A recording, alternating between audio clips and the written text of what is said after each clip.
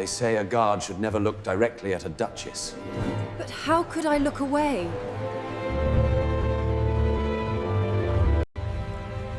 I was married to the most powerful man in the kingdom. And I had never felt more alone. The coronation of Duchess Isabella was the event of the decade.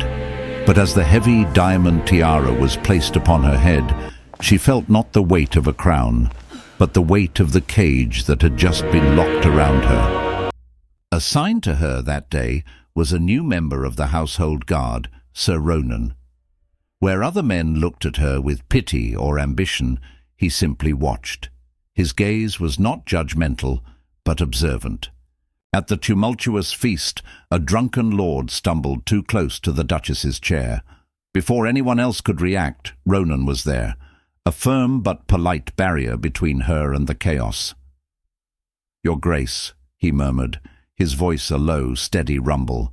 Her husband was always in council meetings, so Isabella walked the palace gardens alone. Ronan followed 10 paces behind, a silent shadow. He was the only one who heard her sigh. Why were you not working correctly? I demand an answer, you incompetent fool! The first time she heard the Duke raise his voice to a servant, Isabella dropped a priceless vase. The sound of shattering porcelain echoed her own breaking spirit. Ronan was the one who helped her clean the shards, their hands never touching. The library became her sanctuary. One evening, she found a book of ancient poetry on her favorite reading chair. It was open to a verse about a caged nightingale. She looked up and saw Ronan shifting his post outside the door. They began to speak without words. A slight nod from her meant she wished to walk in the east garden. A subtle shake of his head warned her the Duke was in a foul mood. It was a language of glances and gestures built in the silence they shared. She asked him about the scar on his brow. He told her it was from a campaign in the northern marshes, defending a village. It was the first time he had spoken of his life before her. It was the first secret they shared. The Duke, in a fit of pique, ordered her favorite rosebush cut down for cluttering the view. The next morning, a single, perfect rose from that very bush lay on her windowsill. No note, no explanation was needed. During a masquerade ball, she was the center of attention, yet utterly alone. From across the room, through the swirl of silk and masks, Ronan's gaze was a steady, comforting presence. For a moment, in the crowd, they were the only 2 people in the world. A terrible storm raged. The Duke was away. Terrified of thunder since childhood, Isabella fled her rooms and found herself in the library, shaking. Ronan was there, having anticipated her fear. You are safe, Your Grace. "You are safe, Your Grace," he said, and for the first time, she believed it. He discovered she missed playing the lute, an activity the Duke deemed common. Ronan smuggled an old, well-loved lute into her solar. The first note she plucked was the sound of her soul remembering joy. She reached out to adjust his cloak clasp, which had come loose. Her fingers brushed against the skin of his neck. The air crackled. They both froze, the simple touch feeling more intimate than any kiss she had ever known. The Duke returned and noticed the rose on her sill. He noticed the light in her eyes. His gaze, cold and calculating, began to linger longer on the stoic guard who never left his wife's side. Dismiss him. He is too familiar. I will not. It was the first time she had ever openly defied him. Caught in a sudden downpour in the garden, they took shelter in the gazebo. He knows. I don't care.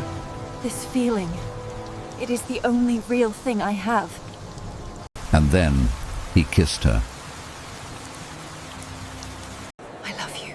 Their world became a series of stolen moments. A whispered, "I love you," in a deserted corridor. A letter passed hand to hand, a meeting of eyes that promised everything and nothing at all. The Duke said nothing, but his silence was more threatening than any outburst. He began to plan a long journey to his remote northern estate, a place from which few returned. Ronan came to her that night. He means to be rid of you there. Permanently. We have to leave. Tonight. Isabella looked around her gilded prison. The choice was between a life of luxury and a life of love. It was no choice at all. They fled under the cover of a moonless night, but the Duke was not a fool. Did you truly believe you could escape me, my love? You are mine. His men were waiting for them at the stables. The look on his face was not one of anger, but of cold, victorious satisfaction. I accuse this man of sedition and the abduction of my wife. Kill the traitor! The Duchess is unwell and will be taken to her room. Get the woman! Don't let him escape! Ronan fought not to kill, but to disarm and disable, his honor intact even now. But the Duke was no honorable opponent. He ordered his men to attack all at once. Seeing an opening, one of the Duke's men lunged for Isabella. Ronan moved without thought, taking the blade meant for her in his shoulder. He cried out and fell to one knee. You will not touch him! I am leaving, and I am taking him with me. And why would I allow that? Because I carry his child. Your line ends with you.